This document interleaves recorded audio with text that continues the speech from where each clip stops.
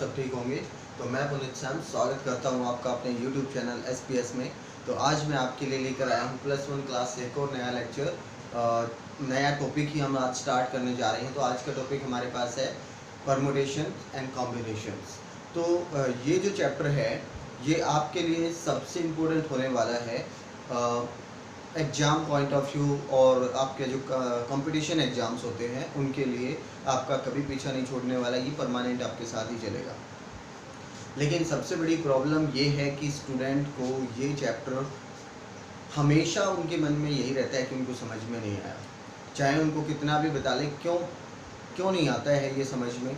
क्योंकि इसके पीछे भी बहुत बड़ा रीज़न है, क्योंकि ये और चैप्टर की तरह थ्योरेटिकली नहीं है, या इसका कोई ऐसा ये नहीं है कि हमारे पास इसका ये थ्योरी है, इसको हम पढ़ लेंगे, या इसका इंट्रो ऐसा है कि हमें वहाँ से ही सब कुछ समझ में आ जाएगा। नहीं, इसके क्वेश्चन ही हर क्वेश्चन अलग टाइप से होता है कि आपको ऐसा लगता है कि हमने सब कुछ पढ़ भी रखा है और सब कुछ आता भी है, लेकिन फिर भी क्वेश्चन करने में थोड़ी सी हिचकिचाहट मन में रहती है। तो ऐसा नहीं हो, उसके लिए हमें इसको अच्छे से प्रैक्टिकली अभी ऐसे मूड में पढ़ना है कि हम क्वेश्चन को फील कर पाएँ। अगर आप क्वेश्चन को फील नहीं कर पाए तो आप इसको नहीं समझ पाएंगे। तो इसको समझने का सबसे अच्छा तरीका ये है कि हम क्वेश्चन को प्रैक्टिकली फील करें, कि आप ऐसा फीलिंग आपके अंदर से आनी चाहिए कि क्वेश्चन मेरे सामने ऐसी ऐसी सिचुएशन है और इसको मुझे डील करना है। तो बस अगर ऐसी कंडीशन आप फील कर पाए तो इन क्वेश्चंस में कोई प्रॉब्लम नहीं आएगी। चाहे और दिक्कत ही होती है कि हम पढ़ के चले जाते हैं यहाँ से क्लास में, तो एग्ज़ाम को क्लियर भी कर लेते हैं, लेकिन जब आप कंपटीशन एग्ज़ाम में जाते हैं तो वहाँ पे यही क्वेश्चन नहीं मिलते। इनको थोड़ा सा चेंज कर देगा तो आपको तो प्रॉब्लम हो जाएगी। तो इसीलिए आपको कॉन्सेप्ट को समझना पड़ेगा और इसको फील करना पड़ेगा क्वेश्चन में क्या हो रहा है क्या नहीं। तो आप किसी भी क्वेश्चन को कर पाएंगे, चाहे वो कितना भी चेंज कर ले, उससे आपको कोई दिक्कत नहीं होने वाली। तो पहले हम परमुटेशन और कॉम्बिनेशंस वर्ड को समझेंगे कि ये होता क्या है। तो चलिए शुरू करते हैं आज का लेक्चर। और अगर आप चैनल पे पहली बार आए हैं तो चैनल को सब्सक्राइब करें और नोटिफिकेशन बेल को ऑन कर दें, ताकि आपको सारी नोटिफिकेशन टाइम टू टाइम मिलती रहे। तो चलिए स्टार्ट करते हैं। तो देखिए स्टूडेंट्स, परमुटेशंस क्या होता है? परमुटेशंस को मैं कोई डिफाइन नहीं करना चाहता, यहाँ पे कोई डेफिनेशन दूंगा भी नहीं। मैं आपको सिर्फ बताना चाहता हूँ कि ये होता क्या है, और अगर आप इसको समझ गए ना प्रैक्टिकली तो डेफिनेशन इज़ नॉट इम्पॉर्टेंट। तो देखिए हमारे पास परमुटेशन होता क्या है। परमुटेशन को मैं एक ही वर्ड में आपके सामने रखता हूँ, दैट इज अ अरेंजमेंट। तो अरेंजमेंट जब भी होती है, अरेंजमेंट से आप अच्छे से समझते हो अरेंजमेंट क्या होती है। अब हमारे पास ये 3 मार्कर है, मान लिया इन 3 मार्कर की अरेंजमेंट।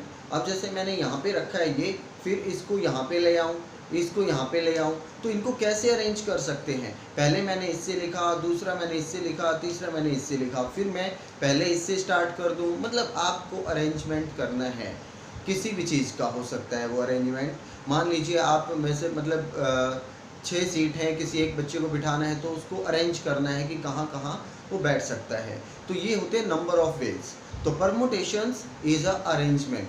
फिर दूसरा जो टर्म है अपने पास कॉम्बिनेशन। कॉम्बिनेशंस क्या है? कॉम्बिनेशंस होता है सिलेक्शन। 2 ही वर्ड में आपको डेफिनेशन समझ में आ रही होगी, एक होता है अरेंजमेंट और एक होता है सिलेक्शन। तो अरेंजमेंट और सिलेक्शन की ये जो अपनी प्रोसेस है वो होती क्या है, एक एग्जांपल से समझेंगे। बिना एग्जांपल के आपको कुछ भी समझ में नहीं आ रहा होगा ये कि क्या मैं बोल रहा हूँ और क्या ये होता है।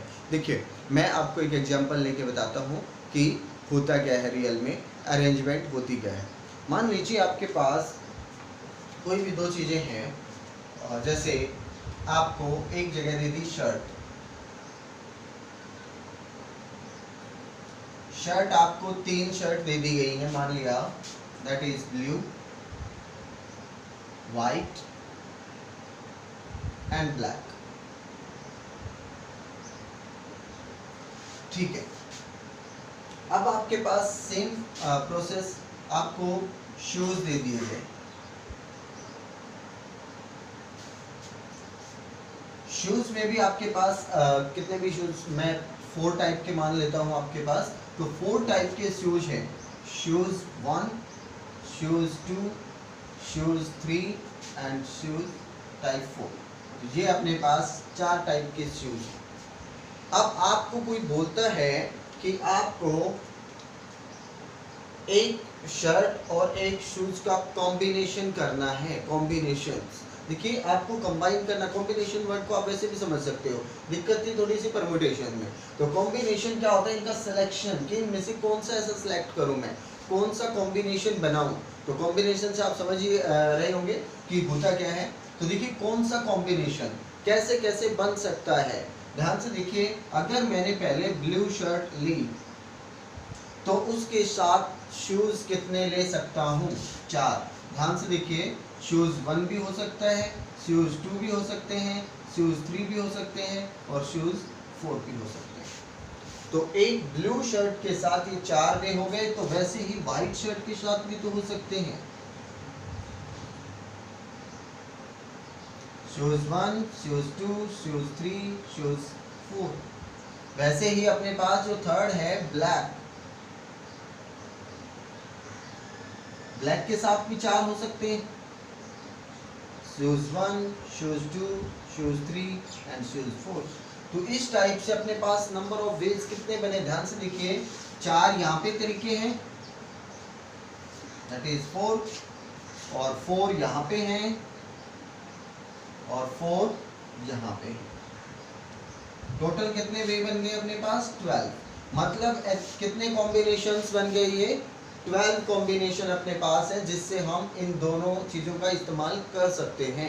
अब बात ये आती है कि ये 12 हुए कैसे। ध्यान से देखिए, यहाँ पे टोटल नंबर, शर्ट उठाने के तरीके कितने थे मेरे पास, तो एक शर्ट सिलेक्ट करने के तरीके कितने थे, 1 2 3। मतलब 3 मेरे पास नंबर ऑफ वेज कितने थे शर्ट के लिए, 3। और शूज के लिए नंबर ऑफ वेज कितने थे, 4। यही थे, मतलब शूज 1 भी ले सकते हैं, 2 भी ले सकते हैं, 3 भी और 4 भी।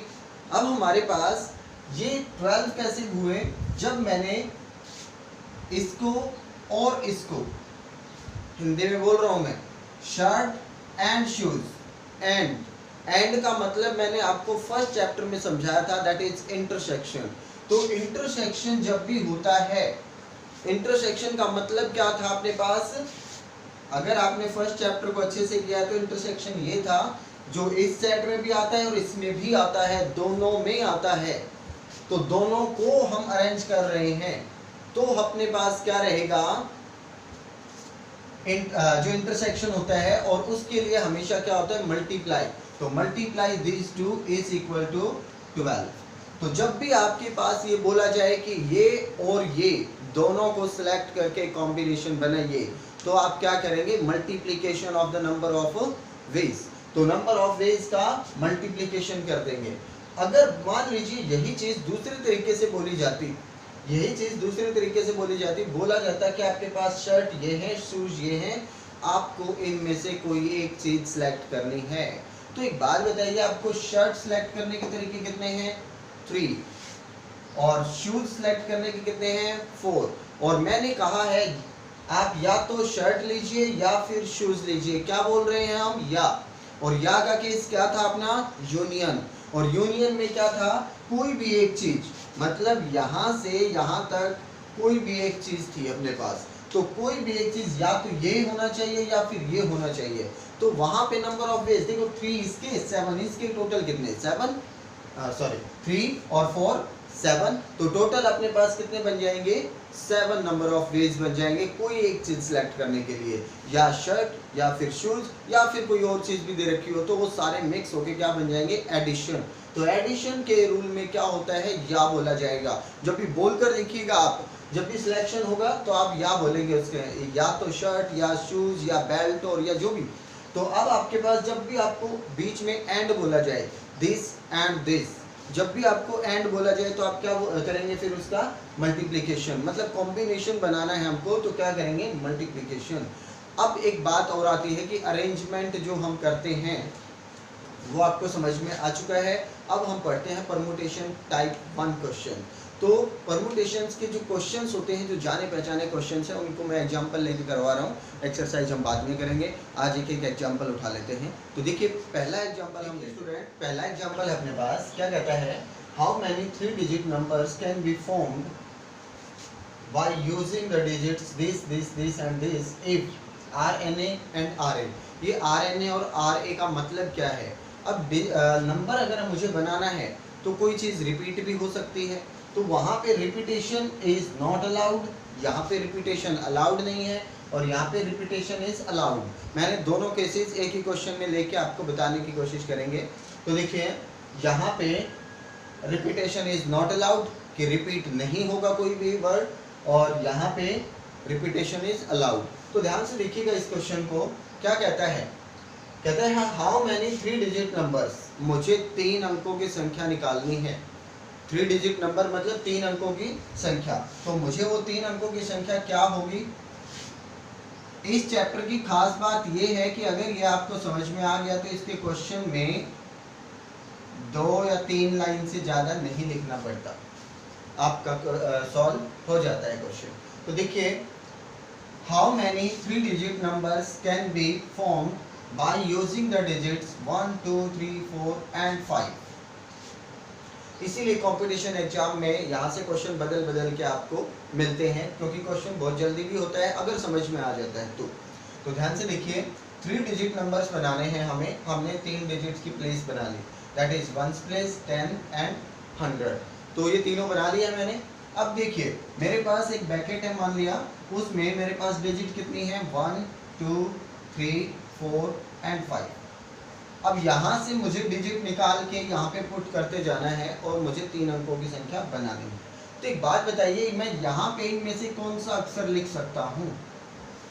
लिख सकता हूँ का मतलब क्या है, यहाँ पे नंबर ऑफ वेज। तो कितने नंबर ऑफ वेज हैं यहाँ पे, तो मैं कोई भी वर्ड लिख सकता हूँ। 1 2 3 4 5 कितने वेज है 5। तो यहाँ पे अपने पास नंबर लिखने के तरीके कितने हैं 5, मीन्स नंबर ऑफ प्लेस के लिए कितने तरीके हैं 5। अब एक बात बताइए, मैंने पहले पार्ट में क्या बोला है, repetition not allowed. Repetition allowed नहीं है मतलब यहाँ पे 1 आ चुका है तो 1 दोबारा नहीं आएगा। तो यहाँ पे जो अंक आ चुका है कोई भी हो सकता है इनमें से, मैंने मान लिया कोई एक अपनी तरफ से ये आ चुका है। तो अब कितने बचे मेरे पास नेक्स्ट प्लेस के लिए, जो हमारा number of ways 4 10 10th place है उसके लिए कितने बचे 4। अब हमारे पास नेक्स्ट पे आते हैं, तो एक और मान लिया मैंने ये नंबर हो चुका है, इनमें से कोई भी हो सकता है, वैसे बचेंगे कितने मैटर वो करता है, बचे कितने। तो यहाँ पे अपने पास नंबर ऑफ वेज 4 100 प्लेस, तो 100 प्लेस के लिए कितने बच जाते हैं 3। तो इस तरीके से आपके पास तरीके हैं। अब एक बात बताइए, मैंने अभी थोड़ी देर पहले आपको एक एग्जांपल दिया था, देखिए एक बात बताइए, क्या अकेला 5 या 4 या 3 सिलेक्ट करने से 3 अंकों का नंबर बन जाएगा। मैं या बोल रहा हूँ, ध्यान से देखिए, या 5 या 4 या फिर 3, क्या कोई एक पोजीशन सिलेक्ट करने से 3 अंकों का नंबर बन जाएगा, कभी नहीं बनेगा, वो एक ही डिजिट का बनेगा। तो हमें क्या सिलेक्ट करना पड़ेगा, 1s and 10s and 100, and बोला जा रहा है ना बीच में, इन सबको इस्तेमाल करना पड़ेगा तब जाके 3 डिजिट का नंबर बनेगा। तो सबको इस्तेमाल करने का मतलब है, एंड बोल रहे हैं तो इंटरसेक्शन बोल रहे हैं तो मल्टीप्लिकेशन, तो मल्टीप्लिकेशन हो जाएगी इनकी, तो कितना आएगा 60। तो इतने नंबर आपके पास आ जाएंगे 3 डिजिट नंबर, जिनमें कोई नंबर रिपीट नहीं होगा। तो इस तरीके से आप इन 5 अंकों का इस्तेमाल करके 3 अंकों की एक ऐसी संख्या बना सकते हैं जिसमें कोई अंक रिपीट नहीं होता है। आई थिंक आपको ये सब चीज़ें समझ में आ गई हैं। अब मान लीजिए इसी में मैं थोड़ा सा चेंज कर दूं कि आपके पास ये रिपीटेशन इज अलाउड। अब हम सेकंड पार्ट देखते हैं कि रिपीटेशन अलाउड होता, सोचिए जरा, पहले के लिए आपके पास कोई दिक्कत ही नहीं है, पहले के लिए आपके पास नंबर ऑफ वेज यही रहेंगे, क्योंकि 5 अंक है आपके पास, 5 डाल दोगे इसमें, इनमें से कोई भी एक डाल दोगे। अब एक बात सोचिए, यहाँ पे मान लो 1 आ चुका है, तो क्या वो 1 दोबारा नहीं आ सकता, रिपीटेशन इज अलाउड बोला है उसने। तो ध्यान से देखिए, मैं यहाँ बना देता हूँ उसके लिए, तो यहाँ 5 है वेज, तो अगले के लिए भी तो 5 ही है, 1 फिर से भी तो आ सकता है, तो इसके लिए भी क्या बनेगा 5, और अगले के लिए भी, क्योंकि रिपीटेशन अलाउड है, जो यहाँ पे आ चुके हैं वो यहाँ पे भी आ सकते हैं, तो 5। तो ये आपको थोड़ा सा चेंज समझना पड़ेगा। अब यहाँ पे देखिए ध्यान से, क्या होगा 5 इंटू 5, या फिर सीधा सा बोले 5 रेज टू पावर 3 125। तो इतने नंबर बन सकते हैं। जब यहाँ से मैं आपको कुछ फॉर्मूले बताना चाहता हूँ। अब आप कहेंगे कि फॉर्मूले पे आ गए, आप फिर से फॉर्मूले बताएंगे, फिर से हमें याद करने के लिए बोलेंगे। नहीं, आपको कुछ याद करने की ज़रूरत नहीं है। यहीं से मैं फॉर्मूला आपको बना के दिखाऊंगा कि कैसे ये फॉर्मूला होते हैं, और यही चीज़ होती है, फॉर्मूला कुछ नहीं है। एक बात सोचिए, वो फॉर्मूला बताना भी क्यों होता है? फॉर्मूला इसलिए बताना होता है, जब हम छोटी चीज़ को सॉल्व कर रहे हैं तब तो हम ठीक है काउंट करके कर लेते हैं, लेकिन जब हम बड़ी चीज़ के लिए जाते हैं तो हमें याद आता है कि इसको तो हम करने बैठेंगे तो यहीं पे हमारी शाम हो जाएगी। तो वहाँ पे हमको याद आता है कि कुछ ना कुछ तो होना चाहिए था इसके लिए कि हम इसको जल्दी से सॉल्व कर देते, तो उसी के लिए फॉर्मूले बनते हैं। बात ये, इसके फॉर्मूला बताने से पहले मैं आपको एक टर्म बताना चाहता हूँ। इस चीज़ को आप यहीं पे रखिएगा थोड़ी देर के लिए, मैं आपको एक टर्म बताता हूँ। तो देखिए स्टूडेंट्स, ये फैक्टोरियल क्या होता है। सबसे पहले तो हमें इस फैक्टोरियल को समझना पड़ेगा कि ये होता क्या है और उसका इस्तेमाल यहाँ पे कैसे होगा। देखिए ध्यान से एक बार, कि फैक्टोरियल होता है हमारा multiplication of all natural number up to 1। क्या होता है? Multiplication of all natural number up to 1। जैसे मैंने बोल दिया आपको n फैक्टोरियल क्या होगा, सॉरी n नहीं, पहले हम छोटा सा एग्जांपल ले लेते हैं 6 फैक्टोरियल। तो ये फैक्टोरियल का सिंबल होता है। आप इंग्लिश का जो वर्ड होता है आई, उसको उल्टा कर दीजिए तो आपको फैक्टोरियल का जो सिंबल है वो मिल जाता है। तो ये फैक्टोरियल है। तो फैक्टोरियल को आप कैसे लिखते हैं? 6 into 5 into 4 into 3 into 2 into 1। तो ये हमारे पास अप टू 1 तक जाता है। मतलब जिस नंबर का फैक्टोरियल हम निकाल रहे हैं उसका multiplication of all natural number up to 1 तक के सभी नेचुरल नंबर के साथ उसका मल्टीप्लिकेशन, वही क्या होता है? फैक्टोरियल होता है। तो अब एक बात बताइए, आप यहाँ से n फैक्टोरियल अगर आप निकालना चाहें तो n क्या निकलेगा? मतलब हो क्या रहा है, ध्यान से देखिए, किसी का भी फैक्टोरियल निकालें वही नंबर और उससे आगे एक एक कम करके, तो वही नंबर और उससे आगे एक एक हम कम कर देंगे। इस तरीके से चलता जाएगा ना, तो n-1 अप टू 1 तक हो जाएगा। तो यहाँ ऐसे हम मल्टीप्लाई करके क्या निकाल देंगे? फैक्टोरियल निकाल देंगे। अब एक और बात आपके माइंड में आ रही होगी कि 6 फैक्टोरियल को हम ये भी तो लिख सकते हैं। एक बात बताइए, 5 फैक्टोरियल क्या रहेगा? पहले 5 फैक्टोरियल लिख लेते हैं। 5 फैक्टोरियल रहेगा 5 इंटू 4 इंटू 3 इंटू 2 इंटू 1। अब एक बात सोचिए, 6 फैक्टोरियल को लिखते वक्त क्या हम ये नहीं लिख सकते थे? क्यों? क्योंकि 6 के जो हमने फैक्टोरियल लिखा है उसके अंदर 5 फैक्टोरियल ही तो शामिल है उसके बाद, 6 के बाद, तो ये भी हम लिख सकते हैं। इससे आगे थोड़ा सा और चलें तो 4 फैक्टोरियल क्या रहेगा? 4 इंटू 3 इंटू 2 इंटू 1। तो आप सोचिए 6 फैक्टोरियल को ही क्या मैं ये नहीं लिख सकता था? 6 into 5 into 4 factorial. It means आपके पास जिस नंबर का भी फैक्टोरियल होता है उसके अंदर शामिल होता है उससे नीचे के सभी नंबर का फैक्टोरियल, सभी नेचुरल नंबर का फैक्टोरियल। तो इस तरीके से आपको इसको समझना पड़ेगा। चलिए अब आपको समझ में आ गया कि फैक्टोरियल ये होता है। अब इधर आ जाइए, एक बात सोचिए कि यहाँ पे नंबर ऑफ वेज मैंने जो नंबर निकाले थे, फिर टोटल नंबर ऑफ वेज कितने होते हैं इस 3 डिजिट नंबर बनाने के लिए, तो उसमें भी ध्यान से देखिए एक एक कम होके ही आ रहा है। क्यों? क्योंकि एक डिजिट यहाँ पे यूज हो गई, उससे एक कम यहाँ पे यूज हो गई, उससे एक कम यहाँ पे यूज हो गई, तो कम ही तो हो रहा है ना। लेकिन आप कहेंगे कि 1 तक तो नहीं जा रही है। वही चीज़ मैं आपको समझाने की कोशिश कर रहा हूँ कि आप इसका फॉर्मूला कैसे बनाएंगे। ये है क्या? ध्यान से देखिए, 5 फैक्टोरियल ही होता, मान लीजिए ये एक बात मैं मानता हूँ कि 5 फैक्टोरियल होता, तो इसमें क्या होना चाहिए था? 5 इंटू 4 इंटू 3 इंटू 2 इंटू 1 होना चाहिए था कि नहीं? अब बात ये आती है कि इसमें से कम क्या है? कम ये दोनों हैं, और ये क्या होगा? 2 फैक्टोरियल। इट मीन्स ये 2 फैक्टोरियल इसमें से कम है, तो इट मीन्स डिवाइड हुआ होगा तभी तो कम है। तो डिवाइड क्या हुआ है? 2 फैक्टोरियल। और ये 2 फैक्टोरियल अपने फॉर्मूले से कैसे आ सकता था? एक बात सोचिए, मैंने क्या किया है? 5 डिजिट में से कोई 3 डिजिट को सिलेक्ट किया है। इट मीन्स 5 में से मैंने 3 डिजिट को सिलेक्ट किया है, तो 5 माइनस 3 ही तो 2 होता है। 5 माइनस 3 ही तो 2 होता है। तो आपके पास फॉर्मूला क्या बन के आया है? ये 5 फैक्टोरियल अपॉन 2 फैक्टोरियल, या फिर लिखें 5 माइनस 3 फैक्टोरियल। तो यही अपना फॉर्मूला होगा। अब इसको लिखेंगे कैसे, यही परमुटेशन है, NPR। NPR का मतलब N होगा यहाँ पे 5, R क्या होगा यहाँ पे 3। अब आप क्या बोल रहे हैं कि क्यों होगा ये, 5 टोटल डिजिट थी, उसमें से मैंने 3 को लेकर के अरेंज किया है, तो ये 5 परमुटेशन 3 होगा। मीन्स 5 डिजिट थी, उसमें से 3 डिजिट को निकाल के मैंने अरेंज किया है, तो अपने पास क्या निकल के आएगा, 5 फैक्टोरियल अपॉन 3, 5 माइनस इन दोनों का डिफरेंस, 5 माइनस 3 फैक्टोरियल। एक और हम एग्जांपल लें, आपको अच्छे से समझ में आएगा। एक चीज़ इसके लिए मैंने रिपीटेशन नॉट अलाउड के लिए तो मैंने बता दिया, अब इधर भी तो हो रहा है कुछ, इधर भी ध्यान से देखिए, जितने डिजिट थी उनका बार बार रिपीटेशन हो रहा है, तो यहाँ पे आप क्या करेंगे, 5 n raise to the power r। क्यों, क्योंकि ध्यान से देखिए जितने डिजिट थी उसको मैंने n माना है ना, फॉर्मूले के अकॉर्डिंग n माना है मैंने 5, तो 5 5 5 मतलब n इंटू n।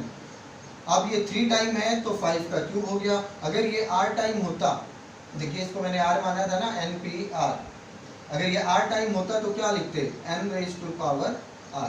तो इस तरीके से आपके पास दो फॉर्मूले निकल के आते हैं।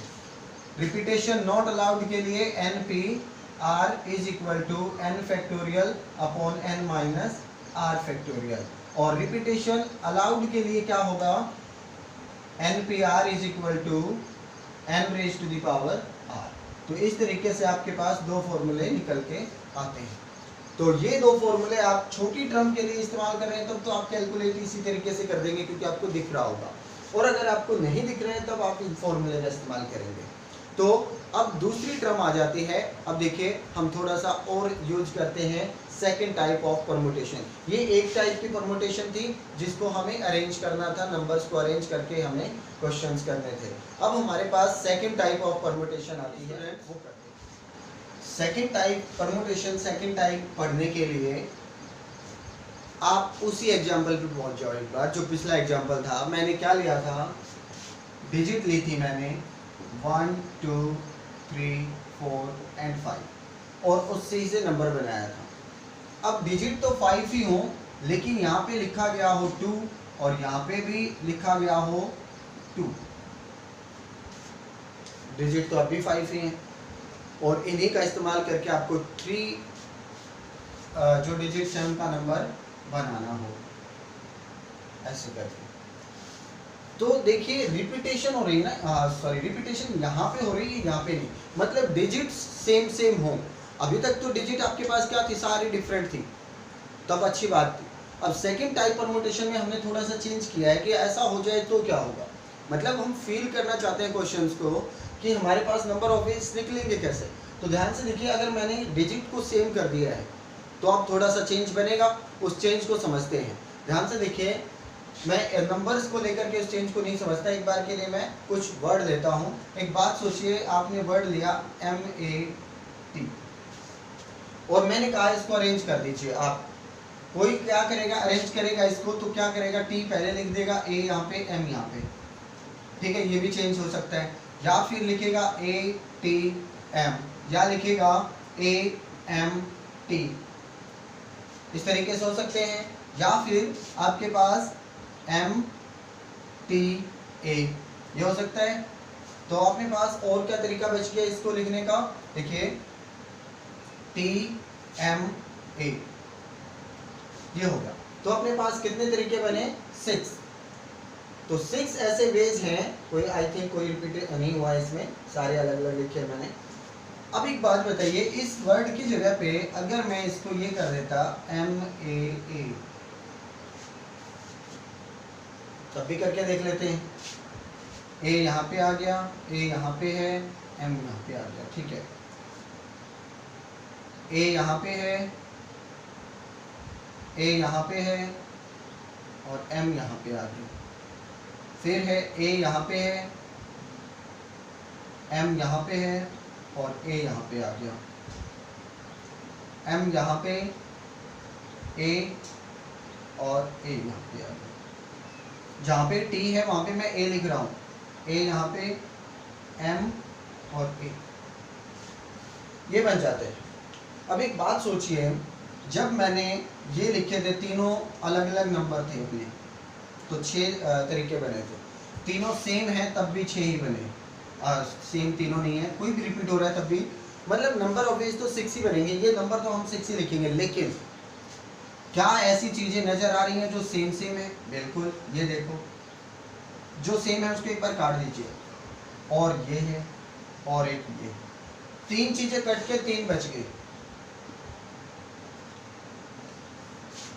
3 चीज़ें कट के 3 बच गई हैं। अब ये आया क्या था, वो ध्यान से देखिए, 3 नंबर थे, तीनों को अरेंज करना था। उसमें क्या था अपने पास, ध्यान से देखो, 5 थे, उनमें से 3 लिए थे मैंने, तो NP R निकाला था 5P3। अब यहाँ पे 3 हैं, 3 ही लेने हैं, मतलब यही 3 नंबर थे, इन्हीं को अरेंज करना था, तो 3P3 निकाला मैंने।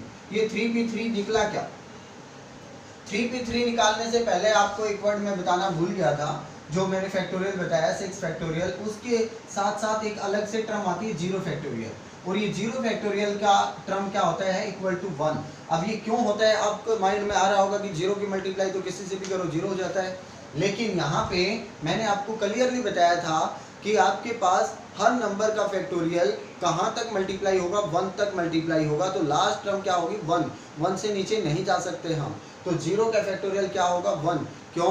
क्योंकि 0 एक नेचुरल नंबर भी नहीं है, मैंने नेचुरल बोला था, तो 0 से तो मल्टीप्लाई हो ही नहीं सकती, 1 तक मल्टीप्लाई होगी, और 1 तक मल्टीप्लाई किसकी होगी, 1 की, तो वो क्या रहेगा अपने पास, 1 रहेगा। तो ध्यान से देखिए, ये मैंने बताया क्यों है, क्योंकि जब हम NPR का फॉर्मूला लगाते हैं, NPR, तो क्या फॉर्मूला होता है, n factorial upon n minus r factorial. तो देखिए यहाँ पे n फैक्टोरियल मतलब 3 फैक्टोरियल, और 3 माइनस 3 मतलब 0 फैक्टोरियल, तो ये क्या होगा, 1। तो अपने पास आंसर क्या आना चाहिए, 3 फैक्टोरियल, दैट मीन्स 6, और वही आया है, ध्यान से देखिए 6। अब यहाँ पे भी अपने पास n फैक्टोरियल, लेकिन यहाँ पे 3 वर्ड थे, तो 3 फैक्टोरियल, जितने भी हम वर्ड हो अपने पास उनका फैक्टोरियल नंबर ऑफ वेज निकाल देगा। फिर हमारे पास रिपीट कितने हो रहे हैं, जितने वर्ड रिपीट हो रहे हैं ना, उससे आप क्या कर देंगे, डिवाइड, उससे आप क्या कर देंगे, डिवाइड। ध्यान से देखिए, 3 फैक्टोरियल क्या होगा, 3 इंटू 2 इंटू 1, और 2 फैक्टोरियल क्या होगा, 2 इंटू 1, कैंसिल, तो कितना आया, 3। ध्यान से देखिए 3 ही आ रहा है, 1 2 और ये 3। तो इस तरीके से आप क्या करेंगे, रिपीट जो हो रहा होगा उससे डिवाइड कर देंगे उसको। अब एक एग्जांपल ले लेते हैं, उससे बहुत अच्छे से आपको समझ में आएगा।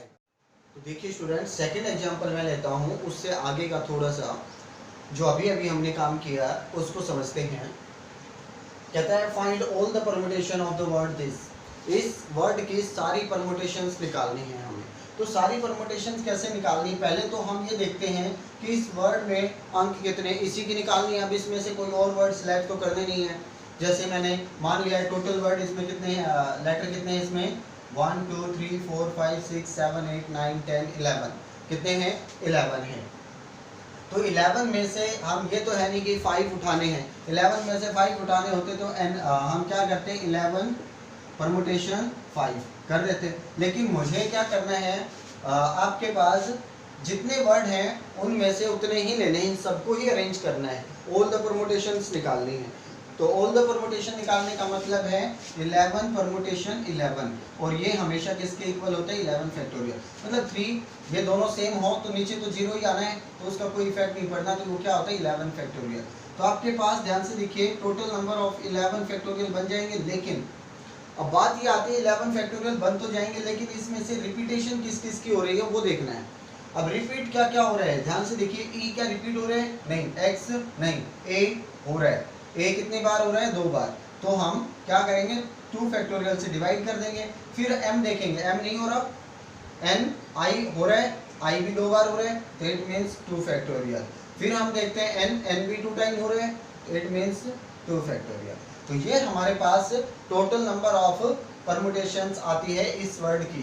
तो हम क्या करेंगे, देखिए 11 फैक्टोरियल निकालें, तो 11 into 10 into 9 into 8 into 7 into 6 into 5 into 4 into 3 into 2 into 1, 2 into 1 लिखने में मुझे कोई दिक्कत नहीं, वरना 2 फैक्टोरियल भी लिख सकते थे, और 2 फैक्टोरियल लिख के एक 2 फैक्टोरियल से एक 2 फैक्टोरियल कैंसिल, बाकी की 2 हैं उनको आप क्या लिख सकते हो, 2 इंटू 1 2 इंटू 1, तो 2 टू जा 4, 4 से 4 को कैंसिल कर सकते हो, बाकी जो मल्टीप्लाई करोगे वही आपका आंसर होगा। तो इस तरीके से आप क्या कर सकते हो, इसको कैलकुलेट कर सकते हैं जो टोटल नंबर ऑफ परमुटेशंस होती हैं। तो 2 टाइप की परमुटेशंस आज मैंने करवाई हैं आपको।